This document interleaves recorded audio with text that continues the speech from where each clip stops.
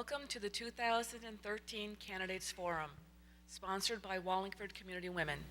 I'm Ann Whitman, the program moderator. This segment features 7 of the 13 candidates running for town council. The format will be as follows. The first part of the program will consist of questions asked of the candidates by members of the local media, including the Record Journal and the New Haven Register, and students from Mark T. Sheehan High School. The second part will allow each candidate to make a closing statement. During the question and answer portion of the program, each candidate will have 2 minutes to respond to a question. Each candidate will have 2 minutes to make closing remarks. Before beginning the questioning, I'd like to introduce 7 of the candidates running for town council. They are, left to right, Vincent Schiavone, Republican; Craig Fishbein, Republican; Thomas Laffin, Republican; John Letourneau, Republican; Dana Camp, Democrat; Nick Econopoulos, Democrat; Debbie Reynolds, Democrat. The first question will be of Luther Trammell of the New Haven Register to Vincent Schiavone. Good evening, Vinny. Good evening, Luther. In your job as an attorney, you're paid to give your clients good advice. But as a town councilor, you're required to make decisions that are, in your mind, I guess, best for the community. How do you jibe the two when you have the council rejecting a number of contracts that have been approved, a number of labor contracts that have been approved, because you don't like something in them? I mean, it sort of seems like to be a clash in values, at least to some extent in my mind. Thank you, Luther. That's a good question. Before I forget, I'd like to thank the Wallingford Community Women for hosting this event, and the New Haven Register, the Record Journal, and in this particular session, Sheehan High School for participating. Thank you all. You know, what I do as a town councilor is not manage my own wallet, not manage my household's personal finances. What I do has impact upon every household, every taxpayer in the community. And when I'm faced with a contract that has salary increases in it, the impact of which could ripple across the variety of bargaining units and result in a significant tax impact, I really have to balance that. You know, we hear about the cost of going to arbitration versus the results, thank you, of the arbitration. Most recently, we had the police department contract come back after an arbitration, and we approved it. And when you look at just the results on the wage increases, there were 4 years awarded. 2012 was awarded no increase. That was the town's position. 2013 was awarded a 2.5% increase. That was the police department's position, or the bargaining unit's position. Then the next 2 years, 14 was, I believe, a 175. That was the town's victory. And then the last year was a reopener. That was also the town's victory. When you look at results like that, and the fact that they have a positive impact on avoiding tax increases for the town's residents, I think that's a responsible position to take. Thank you. The next question will be of Jonathan Hastings of Mark T. Sheehan High School to Craig Fishbein. Hi, Greg. How are you? Good evening, Jonathan. Okay, so one of the big criticisms of the town is that many believe that there isn't enough technology within. There's no direct deposit of paychecks, no voicemail, little internet access, and really no email.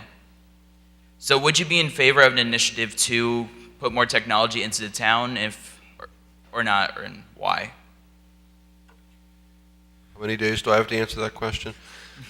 First of all, thank you, Jonathan, and is it Naha, for my alma mater of Sheehan, as well as the Record Journal, and Luther from the New Haven Register, as well as the Wallingford Community Women. I think there should be more technology in Town Hall. I haven't been silent on that issue. I've made specific proposals since I've been on the council to add technology to Town Hall. I had made a motion a couple of years ago, as well as this past budgetary session, to appropriate funds to add internet to the Planning and Zoning Office, and so that the building department could utilize that also. I had made overtures to appropriate, I believe it was $6,000, so that the assessor's records could be available online to everyone. And we brought that to the town council, and we had discussions about that. So I've been in favor of some level of additional technology. I think it's the balancing that you get to. Some people are, I think, over the top on technology and want everything to be technologically advanced in the town.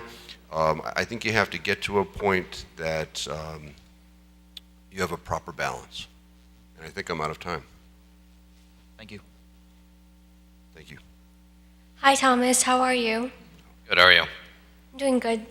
Would you be in favor of using more money from the town's fund balance reserve to fund projects, or do you think it is better left in the account and only used for real emergencies? Good question, and I would like to echo my thanks to the women community, Wallingford Community Women, and the Sheehan students from Record Journal and New Haven Register reporters. Whenever there's a surplus, if you will, I'm in favor of retaining that surplus to apply it towards the next year so that we can look towards hopefully diminishing the amount that we'll have to raise the taxes. I don't look at it as found money. I don't look at it as a bonus check. I don't look at it as a project fund to be used within that year, unless there was an emergency, as your question stated. For the most part, I'd rather see that all that money just carry over to the following year so that we can just keep the taxes as low as possible. I already have sleepless nights every night before those tax meetings because it pains me to raise taxes. But when you're put in a position and you look at the budget, and I've made, I've been fiscally responsible. I feel I've cut line items. I've supported the budget and the programs and services. You really have to find that balance, and that money would help make that decision a little easier. Thank you. The next question is Andrew Regali of the Record Journal to John Letourneau. Thank you. Hey, Jen, how you doing tonight? Good evening, Andrew. So some would say you have a presence downtown. Obviously, you have a store, Lamp and Shade shop on Center Street. So I'm curious, in your time as a counselor, has the downtown parking situation improved? Specifically, what do you think about the job that's been done at the Winnie Kaplan lot? Past couple of years, the situation at Simpson Court has deteriorated. How would you handle negotiations differently in the future? Again, thank you all for being here. Starting with the parking downtown, that's pretty much status quo. What has always been there is still there. We have some lots that are heavily used, and we have some lots that are not so heavily used. I think there needs to be an improvement with signage so people know where those commuter lots are. Also, uptown, the parking lot for the Kaplan Wooding, glad to see that done as a temporary lot. And Would you keep it temporary, or? well, right now, until we decide what we're going to do with that piece of property. And that was the original thought that I had brought forward, was not to make it a permanent lot, to keep it a temporary lot until the decision is made, either with the police station. It was a proposal to put the police station there at one time, and I think that's, it's not on the table right now. But How about Simpson Court? the Simpson Court, I was disappointed with that. I thought that would be a benefit to the downtown. It would definitely clean up an area that needs to be cleaned up, and I'm confident in the near future that I think the property owners and the town will be able to come to an agreement on that and clean up that area. The next question is of Luther Tramello of the New Haven Register to Dana Camp. Good evening, Dana.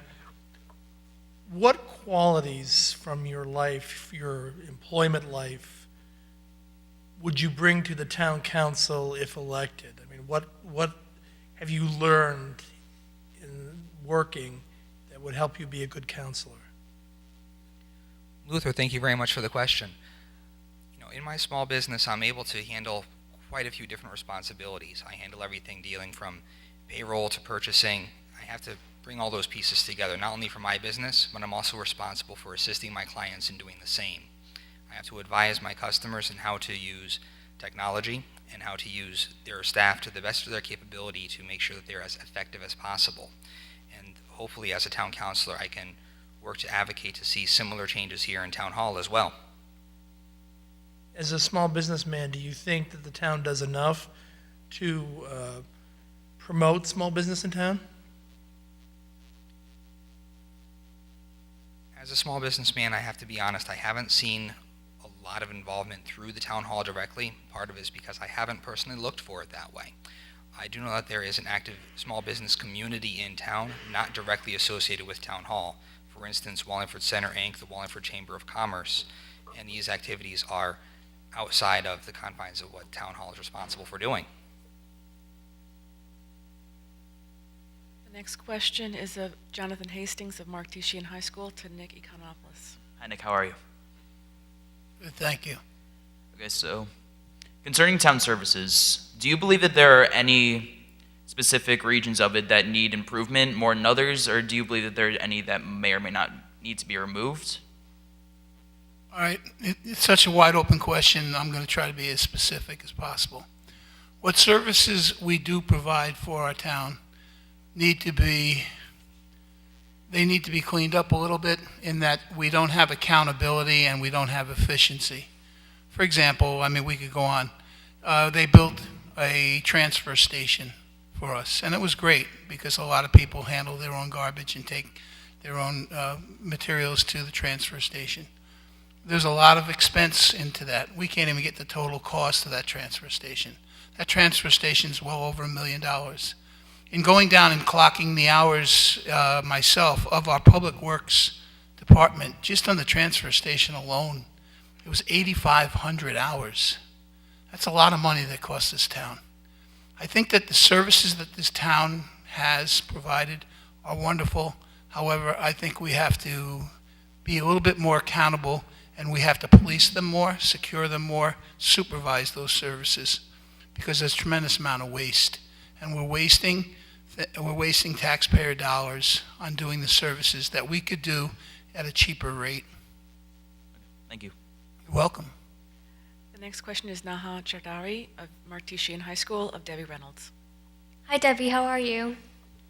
I'm good, Naha. How are you? I'm doing good, thank you. What real life or outside experience would you bring to the council that would be an asset to the town? Well, I think the fact that I work in a corporation, and I've worked there for over 27 years, that I bring that ability to work across the table with anyone and get a job done. I'm a business analyst now. I used to be a manager, so I've worked with budgeting. I think that it's important that for projects to be completed, that you work with the best, with your goal in mind, and everybody just moves forward as a team. As a business analyst, you have to be able to plan, and that's one of the most important things that you need as a council member to help the town to grow forward. We need to be able to have a plan and put that plan into place. Thank you. Thank you. Next question of Andrew Regali of the Record Journal of Vincent Schiavone. Hey, Vinny, how you doing today? Good. How are you, Andrew? I'm doing well, thank you. I was wondering, what your thoughts are on a prescription drug drop-off box. It's been an issue for a while now. A lot of residents are calling for such a box in the police station. The council has kind of, talked about it and voiced their approval of it, but there's been talk that, you guys have no say. What do you think about it, and do you think, the mayor and the police chief are right to, not allow you guys to go forward with it? Thank you for that challenging question. Of course. I think that the prescription drop box is probably an important symbol for the Coalition for Better Wallingford. I understand why they want it there, and I appreciate the importance of it. I'm not positive that it would result in a significant flow of people downtown wanting to hand over their prescriptions on a regular basis. I don't have evidence of that. At the same time, you know, that is an administrative function, and as a town council, we can allocate funds for things, but we can't make sure that things are done administratively. The other thing is that I have a lot of faith in Chief Dortenzio. I think by and large he's a good police chief, he's a good administrator. I think he looks at the police department as a business. I don't know that I have the ability to tell him that it's a good use of his resources to allocate considerable man time or man-woman time to monitoring the Dropbox, to going through the evidence procedures that are required. I know the coalition was willing to install the Dropbox at a significant savings, if no expense to the town. But, if a police chief is doing a good job in his department, there's a very limited ability that even the mayor can do to direct him to do something differently. There's a pretty powerful statute that protects a police chief's job. And in that particular instance, if he's really doing things right, the administration has a hard time telling him to do differently. But nonetheless, I respect the coalition's concerns. Thank you. Yeah, thank you. The next question is Luther Trammell, the Register, to Craig Fishbein. Good evening, Craig. Hi, Luther. How are you? Pretty good. It seems like if you come to the town council on a regular basis, that there's always at the end of the meeting, the executive session to discuss matters which in many cases are either contract negotiations or litigation. Do you think that the town council makes too many decisions that wind up in the courts? And if you do you think that there's anything that could be done to have the town be less litigious, for lack of a better term? Well, that's a stumper. Less litigious. I'll tell you that while I'm barred from discussing, actual cases that we discuss in executive session. For the most part, I've been up here 3 years, almost 4 years, and I can't think of any case that the town has initiated on its own. It's all been defense of cases that someone else has brought against the town. And I suppose when you're put in that role in all of those cases, you have no control over whether or not you as an entity are litigious. That's with regard to Superior Court cases, to my recollection. It sort of touches on your initial question with regard to the arbitrations, because I guess you could say that is a form of litigation also. And I think I would have to echo the sentiments that Attorney Cervoni indicated earlier. The trend has been that we have been quite successful lately in arbitrations. And I think that's once again the balance. And you would hope that the voters select people that to be on a town council that have experiences and the smarts to evaluate those things. And I think we do a pretty good job with regard to that. And thank you for that question. The next question is Jonathan Hastings to Thomas Laffin. Hi, Thomas. How are you? Good, how are you, Jonathan? Okay. So where I live off of 150. And recently there was road work over there to repair the pavement. Now, from my personal perspective, it seemed very, very hectic since in many cases they were doing road work during the morning rush and during the evening rush. So do you think they could have approached that a little better, and if so, why? Oh, I'd love to think so. It took me 20 minutes to get across town and drop off my kids every day. It was driving me insane. And the Twitter and the Facebook responses and everything too, it was, seriously, I drove through 5 different paving or construction zones in one morning. There was not one way I could get to where I had to go without driving through one. it was insane. Now, a lot of those, is there a better way to plan it? I'm sure hindsight is always 20/20. A lot of those projects are third party or outside sources.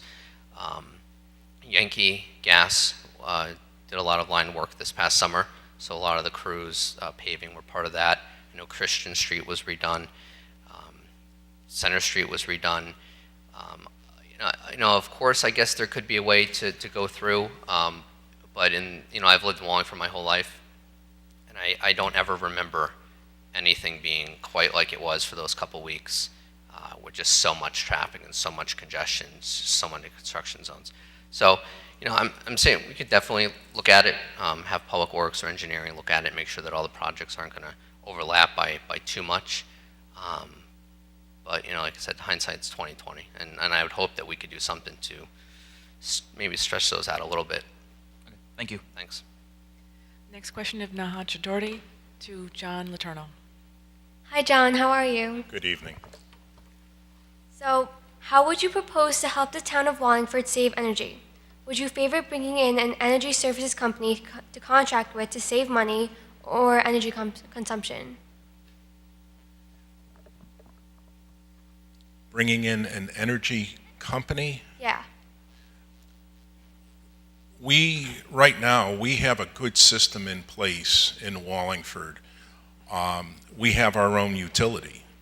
And in the past year, we have had meetings, and we are going to be purchasing our own power on the outside market. We're hiring a firm to do that, to help us with it. It'll be the first time that we've ever done that.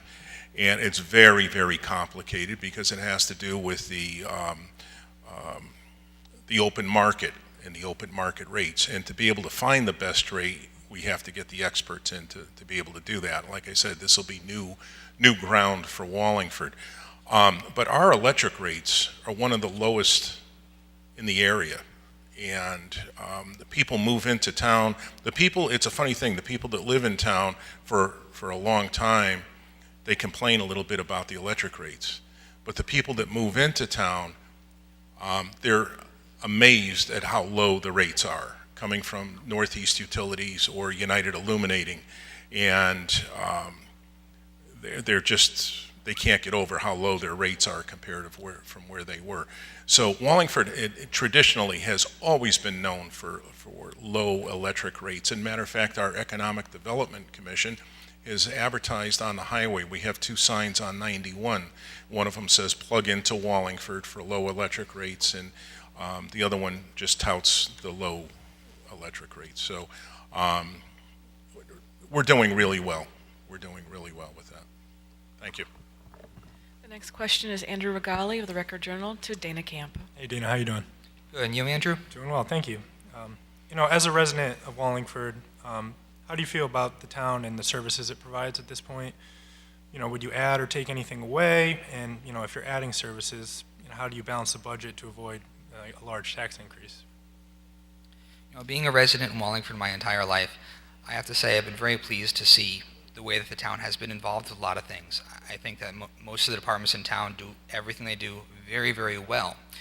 What concerns me is when we just sit around and say, you know what, we're happy with the way it is, and we don't need to take a look at how we do things any better. We don't need to take a look at cutting costs and how we do anything. And it's easy to say that we're doing that up here from the council bench. Obviously, I haven't been up here yet myself.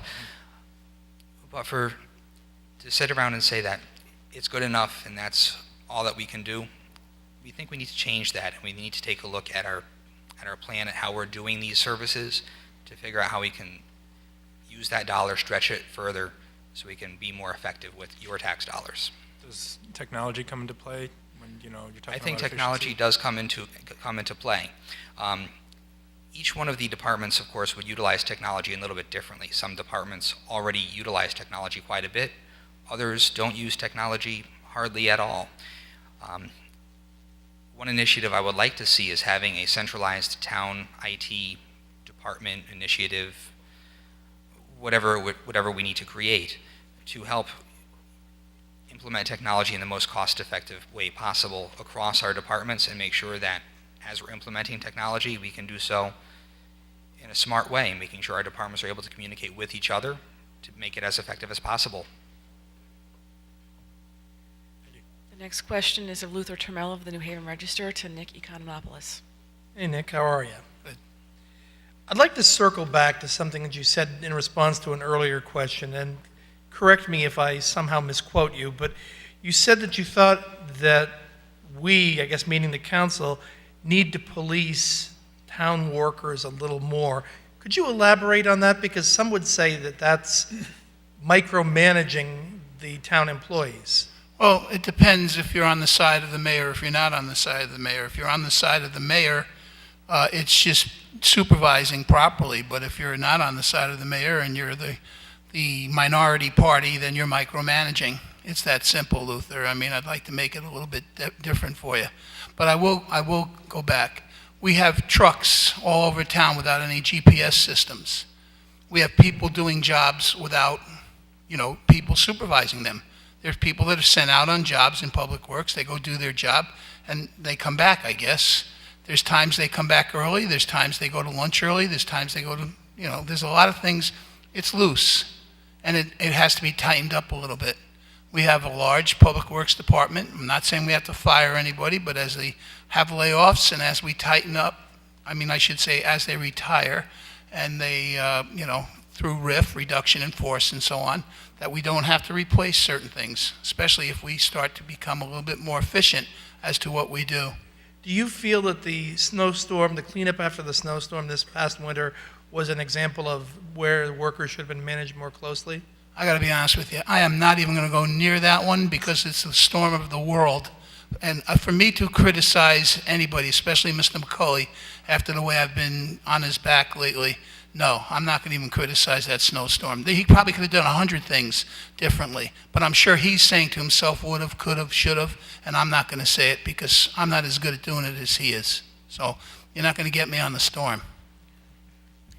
The next question is Jonathan Hastings of Martesian High School of Debbie Reynolds. Hi, Debbie. How are you? Good, how are you? I'm good. Now, personability is something that I personally believe is very important in a candidate. And being a new incumbent, if you're elected, how do you think that you would keep in touch with the citizens of Wallingford? Well, my kids will tell you that I'm nosy Rosie and that I talk to everybody and say hello to and make friends with everybody, so I'm sure I wouldn't have a problem staying in touch with anyone. I think that with social media you can do so. Sometimes it's not such a good thing because it can backfire on you, but other times it is a good tool and people could be in touch from that way. People could call me. I've heard proposals to have meetings set up where similar to like a town hall meeting where people could come. I think that's a fantastic idea because it's important. How are you going to know what we need in the town? Because you're here for the town. That's your town council. You should speak to your, fellow neighbors and citizens and find out what they need. Thank you. Thank you. The next question is of Nana Chaharde of Sheehan to Vincent Schiavone. Hi, Vincent. How are you? Doing well. How are you, Naha? I'm doing good. So how would you plan on working with our state and federal officials to get more of our tax dollars back to the town of Wallingford? Thank you for that question. We currently, we have annual lobbying meetings where town officials are allowed to present to state representatives what they consider to be necessary initiatives. I think that being able to stay in touch with state and federal officials in the interest of getting money back for the town is very important. We've had the ability before us to apply for grants to take advantage of state and federal money for the purpose of town improvements as we become aware of them. And I've discussed with some people who believe the philosophy is that if we're taking money, then we're increasing taxes somewhere. But at the same time, if the money's been made available through a grant or some other resource, it's already being taxed, and I do no service for the town of Wallingford if I don't go after that money and take the opportunity to raise it. I've made efforts to stay in touch, certainly with Senator Fasano. I've reached out to Representative Mary Mashinsky and to Representative Mary Fritz, and have had responses back from them rather quickly. To their credit, they are very easy for me to communicate with. I think by and large, the council with the administration does a good job of keeping track of what's available for the town in terms of state and federal money and going after it when it's applicable. Thank you very much. The next question is Andrew Regali of the Record Journal to Craig Fishbein. Hey Craig, how you doing today? Good, how are you doing, Andrew? Well, thank you.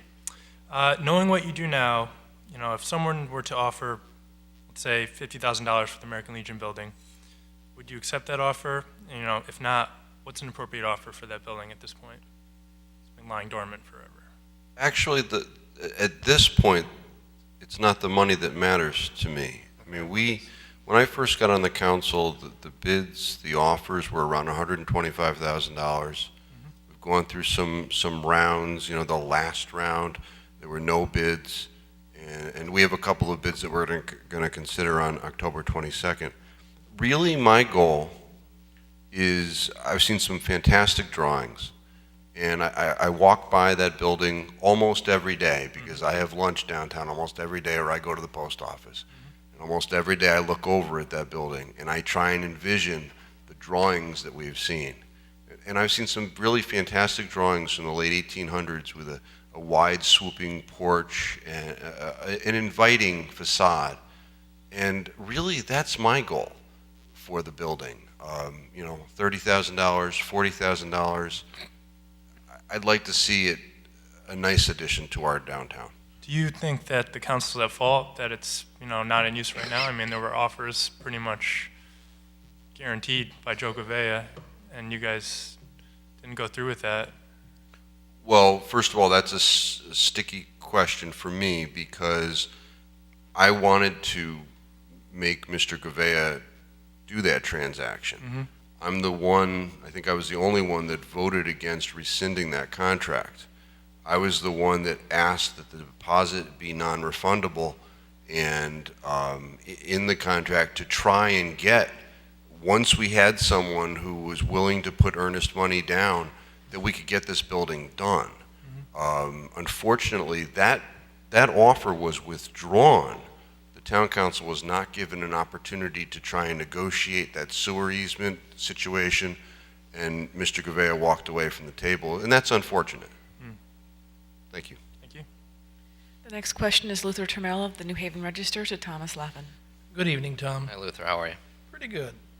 So you're one of the few council members who is active on Twitter, and so I kind of figured that makes you somewhat of an expert on technology. I mean, Sure. maybe I'm wrong about that, but do you have an opinion whether or not too much is made about the lack of use of technology in town government? I mean, is it a campaign ploy, or are there some specific things, as was mentioned earlier, that you'd like to see updated in the realm of technology? I think for the most part, it's overplayed. There are definitely areas that I'd like to see the town move towards in regards to technology. I've been knocking on a lot of doors ever since I've been on the council and trying to stay on the council. And most people tell me they don't care about the technology that much, that they're happy with the financial well-being of the town. And they realize that technology costs money, not just for the equipment and the software, but who's going to manage it or run it. I used to work for a company of about 80 people. There were 3 IT guys. Those 3 IT guys were well paid. And a town is much larger than that, spread out over a much larger area than one building. You're going to need to have staff available to take care of that stuff as well. Technology is important. If it makes our lives a little more connected, I think that's good. But at the same time, what I've realized in going door to door is that people are kind of striving for that personal contact, for that real touch.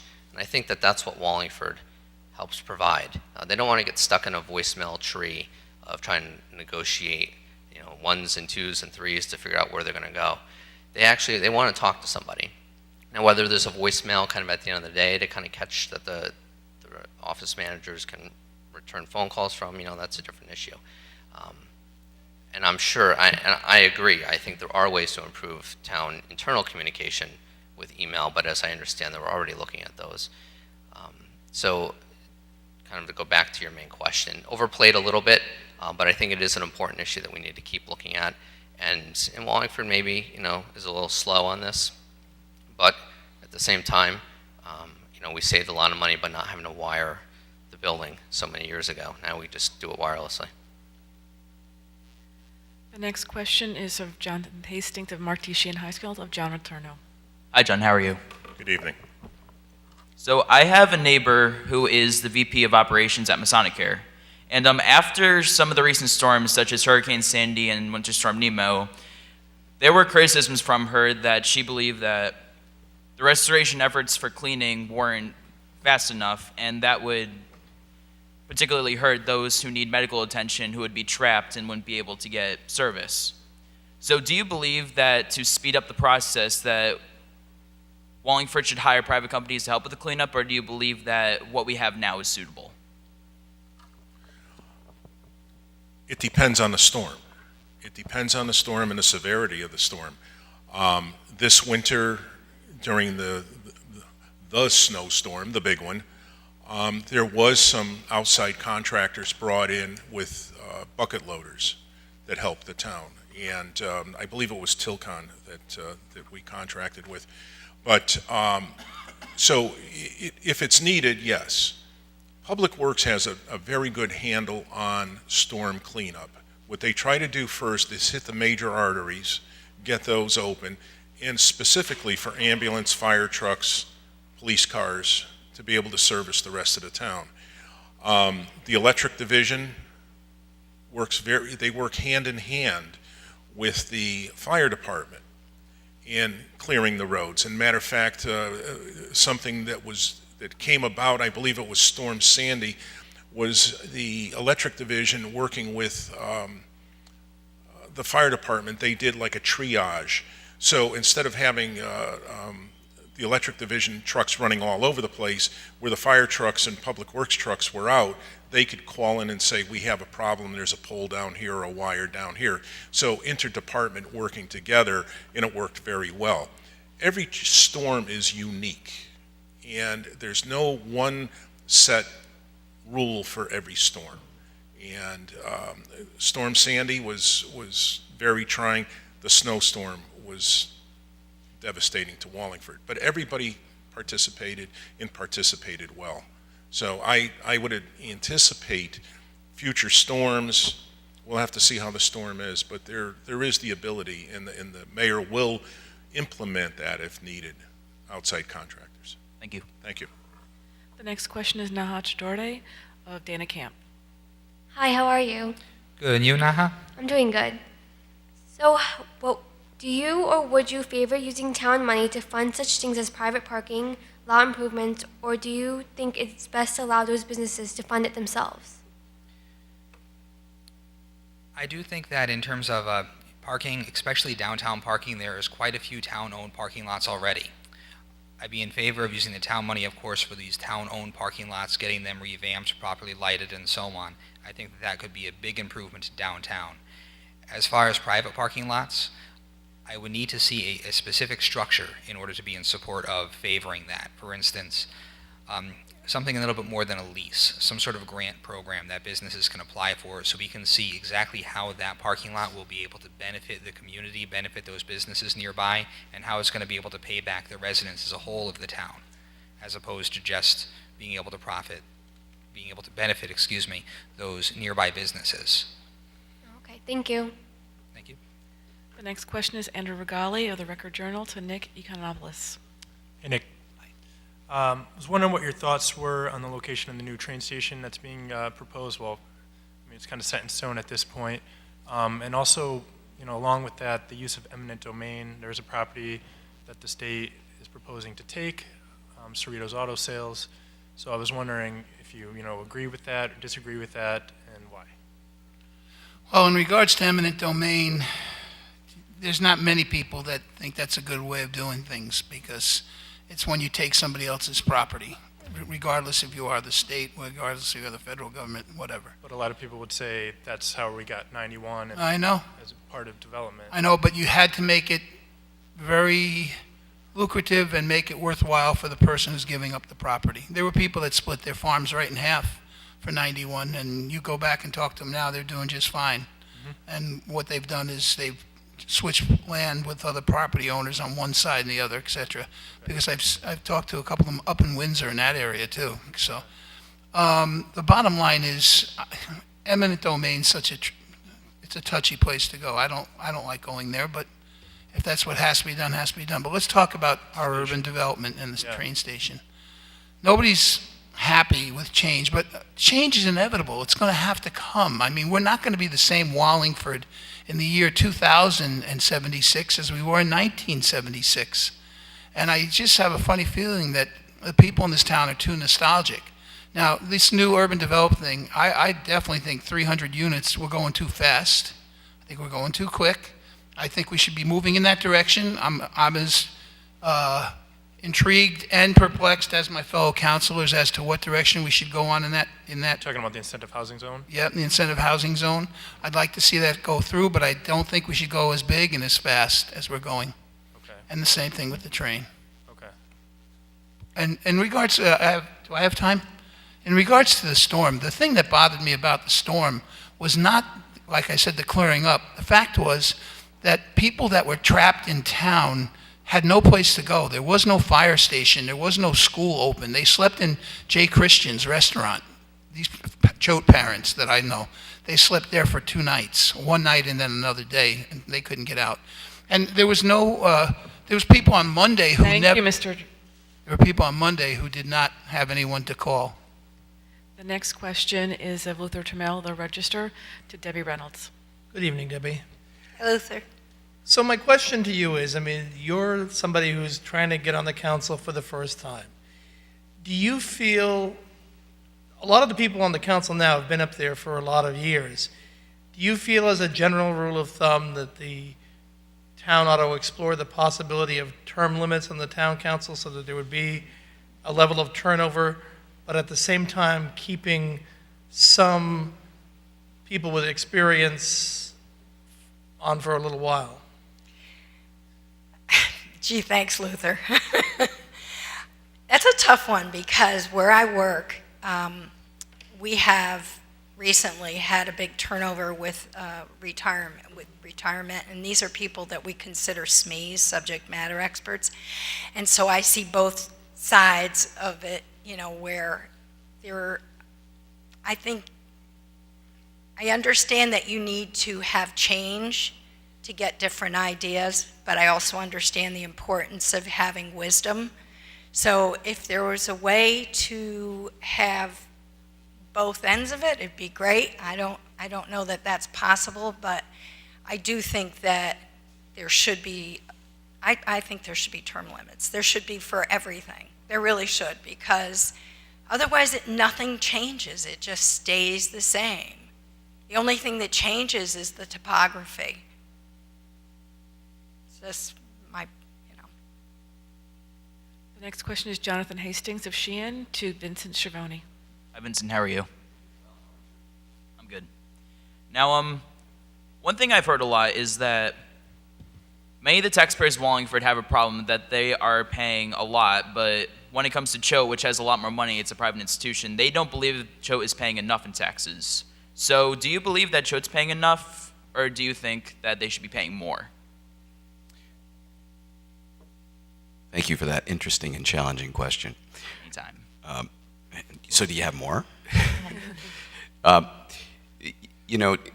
this general principle that you have not-for-profits conducting educational purposes. It's kind of the law that you can't tax them for the buildings for which they use for educational purposes.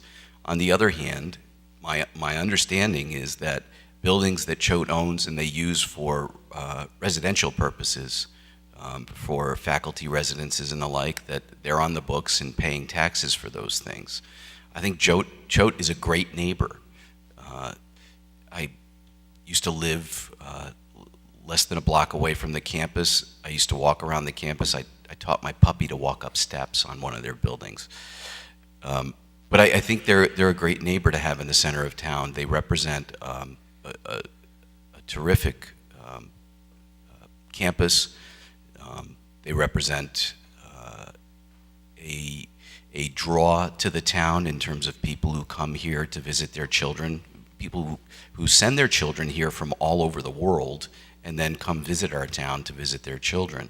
I think by and large they're a good neighbor, and there's not a great number of people that I talk to about Choate who resent the tax breaks that they get because of what they are in terms of being a nonprofit for educational purposes. Thank you. Thank you. Yep. The next question is Naha Johari of Sheehan to Craig Fishbein. Hi, Craig. How are you? Good, how are you, Naha? I'm doing good. So, in your previous response about increasing technology, you mentioned something about finding a balance. What is your description of that balance, and what would you do to try to find that balance? Well, I think the balance is different to everyone. I mean, people are unique, and the experiences they bring to the table exemplify that uniqueness. And some people have experiences with certain levels of technology that other people don't have. I think to attain the balance, you need to have an open and frank discussion. You need to perhaps rely upon others, their insight and their input. A couple of years ago, I had proposed that we have someone come in, an outside group, to analyze whether or not voicemail, for instance, would be of benefit to our town. Something like that you can rely upon, depending upon the vendor, to make an educated discussion, direction for the betterment of the taxpayers. But that balance is not a fine point. It's not, I don't think anyone can say, this is the proper balance, because there's so many different elements to technology. There's software improvements in a department, there's a computer improvement in another department, there's email access to a department head. There's so many, it's a finely crafted mosaic. And I think to attain that balance, whatever that is, you need to have open and frank and intelligent, knowledgeable discussions. So thank you. The next question is Andrew Regali of the Record Journal of Thomas Laffin. Hey, Tom. Andrew, how are you? Good. As a former member of the Board of Education, I was just curious, during your time on the council, do you agree with the town's funding of the school board? There were some cuts made this past budget session. Were those cuts appropriate? And, just what are your thoughts on that? Sure. As a point of clarification, the Board of Ed's budget wasn't cut. The request for increase was reduced or cut.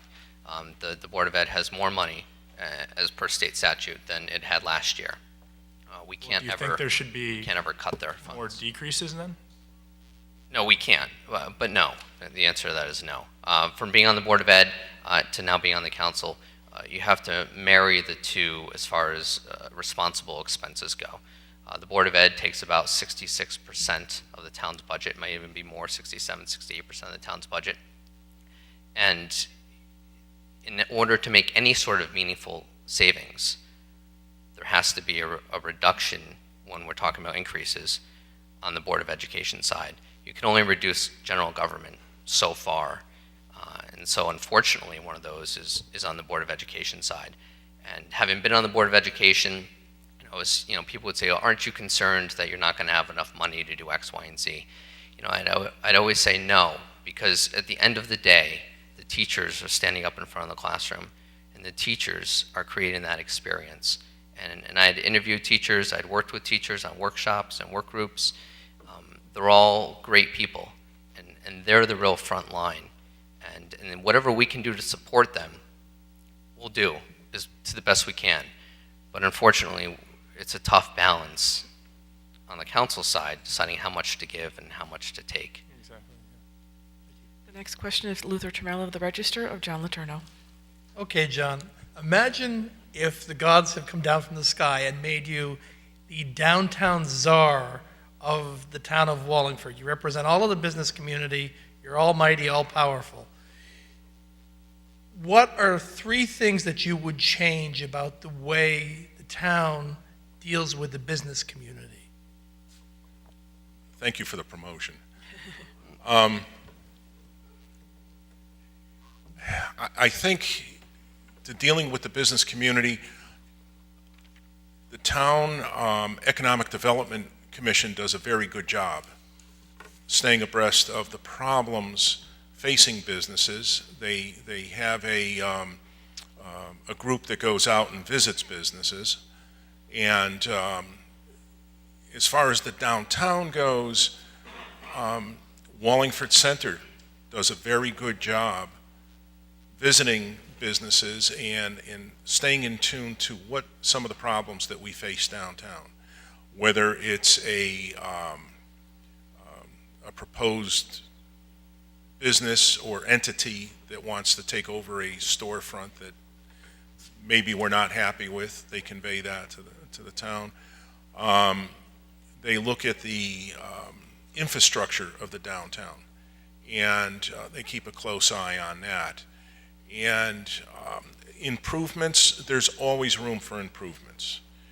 I would like to see the town maybe helping keep the downtown a little cleaner, maybe the streets swept a little bit more. The replacement of the benches program stepped up a little bit. It is the front porch of our town. So I consider that when people come into town, whether they're going to Choate as Choate parents or they're coming to town for an event at Oakdale, they're coming through our downtown, and we need to keep our best foot forward and showcase our downtown. The next question is Jonathan Hastings of Sheehan to Dana Camp. Hi, Dana. How are you? Good, and you, Jonathan? I'm good. How about you? Oh, I already asked that. Never mind. Okay, so this question was asked before to Tom, and I kind of just wanted to get your stance on it. Now, it has to do with spending in the town. Do you believe that we should be spending more on projects, or do you believe that we should keep it more in the bank to use for emergencies? That is a good question. Yeah, I think that when it comes to spending on projects, the most important thing is that there's a definite need for the project.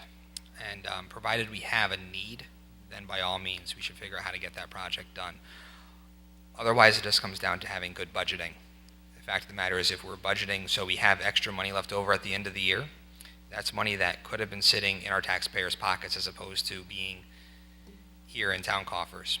So I have to agree with Mr. Laffin's point of view on that if we do have funds left over, we should roll it over into the following tax year to help save on that tax burden in following years.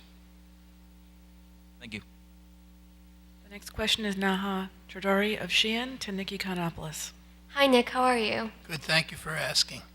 So, are you in favor of the removal of trees on Queenspack Street? If so, why? Ooh, removal of what? Of the trees? Where? Queenspack Street?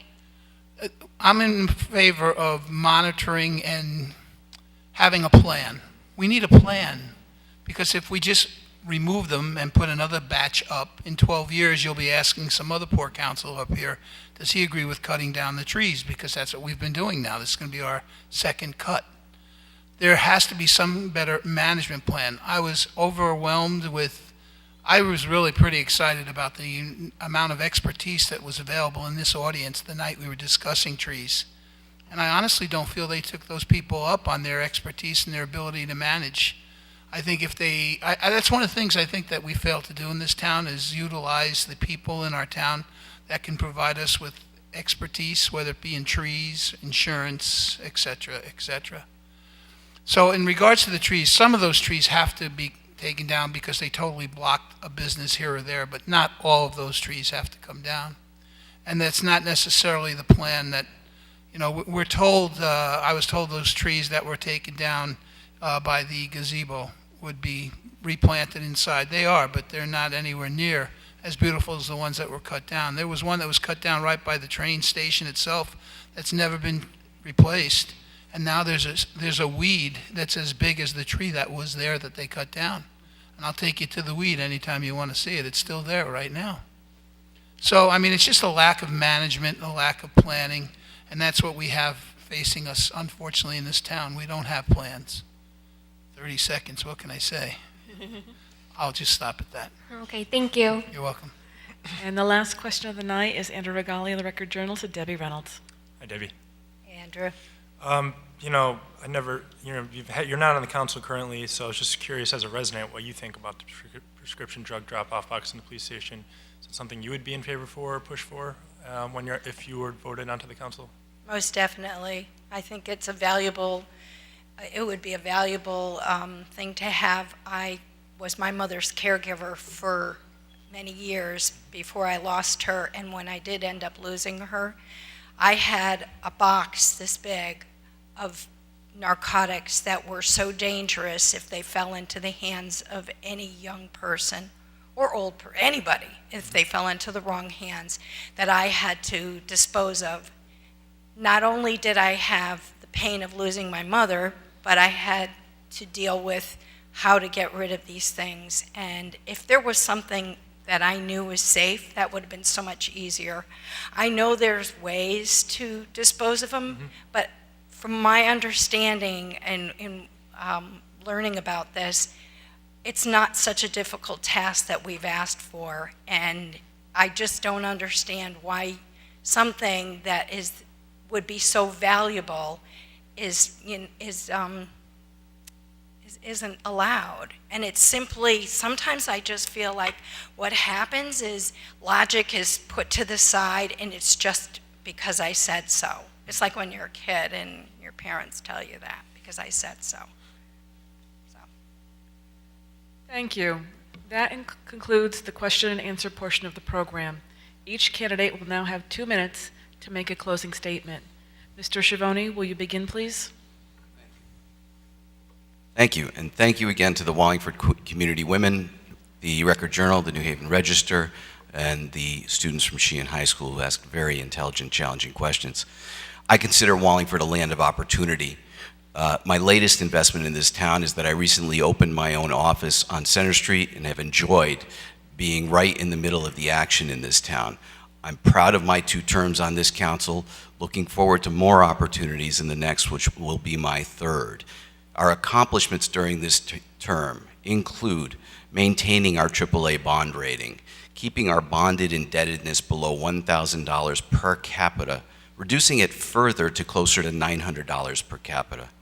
And I'm part of a council who voted in favor of an enterprise ambulance service, and by all reports to date, it's a win-win situation for town residents, and it's doing very well. I might try to tell you that when it comes to budgeting, that I handle the town's money like it's my own. My wife, Jane, would disagree with me. I handle the town's money more responsibly than I handle my own. And I think it frustrates her a little bit. But nonetheless, this town is a great place, and I truly look forward to being part of another council that keeps Wallingford in the great fiscal position that it's been in. I'm really happy to be a part of that. Some of you who know what I do when I'm not practicing law or not on the council, I play in bands and I like to rock. I think Wallingford rocks. I'd like Wallingford to keep on rocking. So I would ask for your vote on November 5th, and I thank you all again for your time. Mr. Fishbein? Thank you, and thank you once again to the Wallingford Community Women's Group for putting this on. I always like question and answers, especially about our town. As I've done in the past, I'm not going to ask you for your vote tonight. I'm going to ask you, have I done a good job? Have I stood for the things that I've always told you I would stand for? Those being smaller government, lower taxes, and less interference in the day-to-day affairs of our law-abiding residents. If I have, to your satisfaction, you know what to do on Election Day. You know, there was a time in this country when we used to revere elected officials. We've heard about George Washington and Abraham Lincoln, and we've always looked up to them. And over time, that has been degraded. The other day I was going by a schoolyard, of course not in this town, but in another town, and some young boys were playing kickball. Runner came down from third and ran into the catcher, and they started a fight. They were yelling at each other, and the words started escalating. And eventually they got to where one young man called the other young man a politician. The other one called him a career politician. And I knew we were in trouble. I can tell you that I've told everyone from the beginning that I am not a politician. I'm different. And I think I've done things differently. Some people will tell you that I'm a pain in the butt, and I admit that I'm unique yet effective. Non-politicians are like that. I tell you how I feel. I don't pull punches. But I think I have changed things since I've been up here, and those have been to the positive. Some would say that I do things my way. And with that, I guess I have to quote from a song written in 1969 by Paul Anka. For what is a man? What has he got? If not himself, then he is not. To say the things he truly feels, and not the words of one who kneels. Thank you, Ms. The records show I take the blows and continue to do it my way. Thank you, and God bless America. Mr. Laffin? Thank you. When knocking on doors or at events like Celebrate Wallingford or a Vikings football game or the grocery store, I talk to people. And a common question is, what are you doing? You're a young guy, you've got young kids. Why are you doing this? I'm 33. I've got a 7 and a 5-year-old that make me feel much older than 33 with all the running around they do. But this is just what I know. I've been doing this since I've been back from college, 10 years now. I was on the Board of Education, elected when I was 25. I'm the vice president of the PTO. I'm a leader with Cub Scouts. And what I love about all of these organizations, including the town council, is that despite disagreements occasionally, we are all part of a team looking to make Wallingford not just a town, but a real community. In 1670, 126 families decided to show up here, more or less, and make a town. Where would we be without all of them? Decisions are made by the people that show up, and I'm here to run for re-election. I have a record of fiscal responsibility, which I mentioned earlier, listening to neighbors, whether it be about cleaning up blight in their neighborhoods, or just moving the town business forward. What I've learned is that in order to govern, the quickest way to anywhere is the straightest route. I'm not a big talker, and unfortunately in politics, the straightest route is often the quietest. But government is a lot like parenting. It's tricky. If you're doing it right, people won't know that you're doing it at all. Except for those moments of appreciation, like when they receive a prescription medicine card that's saving them a couple $100s a month, or those moments of reflection, which come every November. Please show up on November 5th, and I hope to be humbled by your support. Thank you. Mr. Letourneau? I would like to thank the women community, Wallingford community women, and all the students and the reporters tonight did a great job. As a business owner in Wallingford, as a father, a husband, a grandfather, I take my job seriously on the council. I do this for my family, for my children, for my grandchildren, to build a better town for them. But not only for them, for everybody. I take my responsibility very seriously. I try to make decisions up here that will benefit all of Wallingford. Not just one particular group, but everybody. My responsibility, I feel, is to 42,000 people in Wallingford. That's roughly our population. And I've set that goal from my very first term up here. And I try very hard to keep that focus to 42,000 people. I will be seeking my fourth term for the council. And I ask you again, for your support and for your vote on Election Day. But not only for me, but for the rest of our Republican team. That you put us back into office so we can continue making Wallingford a great town. Thank you. Mr. Camp. Wallingford has some big choices this November 5th. There are some new faces on the ballot, and there are some familiar faces as well. We've got a great business community in town, yet our tax burden has been shifting to the residential side of things. We have a wonderful downtown, yet our maintenance and care of that has been slipping. We have a train station that's going in that's slightly removed from that, and no plan to adjust for that. I understand that we have to work with limited funds to get these things done. And we can blame this on Washington, we can blame this on Hartford, we can just blame it on the uncertainty of the future. But the fact of the matter is, Bob Dylan had it all in perspective many years ago. The times, they are changing. And it's time that we work in Wallingford to change with it. Margaret Mead once said, "Never doubt that a group of thoughtful, committed citizens can change the world. Indeed, it is the only thing that ever has." I would settle for changing right here in Wallingford. I'd like to thank the Wallingford community women and all the participants here this evening.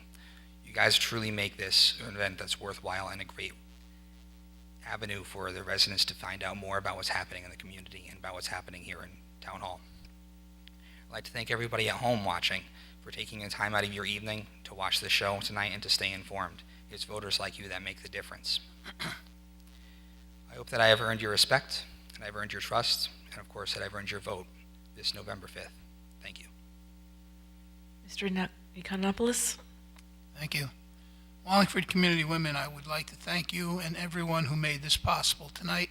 Gives a chance for us to go over a platform. It's really the only chance we have to explain to our community what we hope, the challenges we face, and what we hope to accomplish. The Department of Labor reported in the year 2000 to now that we've lost our ability in purchasing power of over 38%. Our taxes have gone up over 40% in that period of time. It doesn't leave a lot of leeway for you to do things that you want to do with your time. And I think the two words that I have stressed all night, if I had the opportunity, was efficiency and accountability. And those are the words that I think that are the biggest challenge that we have up here as counselors. I personally have a bigger challenge in that I'm sometimes have to stand up to some very powerful people. The mayor with his 16th term and the council chairman, who's a very popular person in town, those two, and then there's 5 lawyers. There's the lawyers that work for the town, and then there's the lawyers that are on the council. So I take pride in standing up for the community and the citizens and fighting on their behalf. And I just think that if we could become a little bit more efficient, and if we can remember those 2 words, that's something that I'm going to keep working for and striving for. Believe me, there's nothing personal. Everything I do is because I think it's the best thing for us as a community. I really enjoy working this. It's not a job. It's actually a privilege to do this for you and on your behalf. I hope you'll extend me that privilege for another 2 years. I'll tell you, nobody would do this if they didn't want to do it and think they could help. Thank you very much. Ms. Reynolds? Probably wonder why people choose to do this, and all I can tell you is I think we all agree on one thing: we love Wallingford, and so that's why we're all here. The thing is that we do need to move forward, because from the time that I moved here originally, well, over 30 years ago when I started coming here, it's changed, and a lot of things haven't changed for the best. I have children and grandchildren, and I'd like them to be able to live here and enjoy the pleasure of this town as much as I do. However, I think unless we get with the times and do the things that are right for our town and plan and become accountable for our things, we're not going to be there. It's not going to always be, you can't keep it status quo. It has to change. And I'm hoping that with the people that I feel are on this ticket, that we have a good opportunity to change in the right direction. I look for your support on November 5th. I want to thank everyone for this opportunity to speak to you tonight, and I hope I have your vote. Thank you. Thank you. This concludes Part 1 of the 2013 Town Council Candidates Forum. On behalf of the Wallingford Community Women, I thank you for watching and remind you to vote on November 5th.